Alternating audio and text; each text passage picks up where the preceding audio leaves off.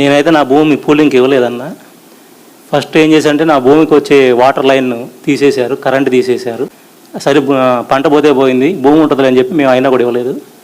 తర్వాత మా దాని పక్కన వాగు నుంచి డైవర్షన్ రిజర్వాయర్ అని చెప్పి ఆ వాటర్ అంతా మా పొలం వైపు డైవర్ట్ చేశారు. దానివల్ల కోత గురై రోజు కొంత భూమి పోతుంది. ఇది మే నెల. రేపు వర్షాకాలం వస్తే అసలు భూమి అనేది గజం కూడా మిగలదు. పూర్తిగా దౌర్జన్యమే. పూర్తిగా నీళ్ళు రేపు ఉదయం మీరు వచ్చినాక నా భూమిని తీసుకోమంటే నేను పడవేసుకెళ్ళాలి. ఆ భూమి మాకు హక్కు ఉండదానా? మాకు తరతరాల నుంచి వచ్చిన భూమి, వ్యవసాయం నిత్యం పండే భూమి మీద మాకు హక్కు ఉండదా?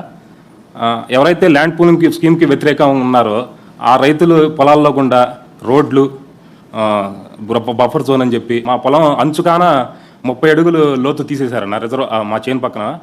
ఆ రిజర్వాయర్లోకి మొన్న గండి కొట్టి నీళ్లు పెట్టేసి అలా అయినా సరే వీళ్ళ పొలాలు ఇరికి పడిపోతే ఆ రిజర్వాయర్లోకి అలా అయినా భయపడిపోయి వాళ్ళు ఇస్తారని చెప్పి మొన్న చేశారన్న 4 రోజుల క్రితం. అయితే 3 ఎకరాలు కూడా ఒక సిఆర్డే ప్లాన్లో చేనికి అయితే రోడ్డు లేదు సార్. ఇప్పుడు కావాలని చెప్పి ఆ రోడ్డు లేని దానికి కూడా రోడ్డు పెట్టేసి నాకు రెండు నోటీసులు ఇచ్చారు సార్. ఎల్పిఎస్ ఒకటి ఇచ్చారు, ట్రంక్ అండ్ ఇన్ఫ్రాస్ట్రక్చర్ ఓ నోటీస్ ఇచ్చారు సార్. 3 ఎకరాలు రోడ్డు కింద పెట్టేశారు సార్. మనం ఒప్పుకోలేదు కాబట్టి ఇప్పుడు వెంటనే కొత్త రోడ్డు తీసుకొచ్చి ఏదైతే ల్యాండ్ ఎక్వైర్ చేసి నోటిఫికేషన్ ఇచ్చారో నోటిఫికేషన్ ఇవ్వని భూములు కూడా ఈరోజు రిజిస్ట్రేషన్ లేదన్న. మంగళగిరి సబ్ రిజిస్టర్ దగ్గర రిజిస్ట్రేషన్ మొత్తం ఆపేశారు.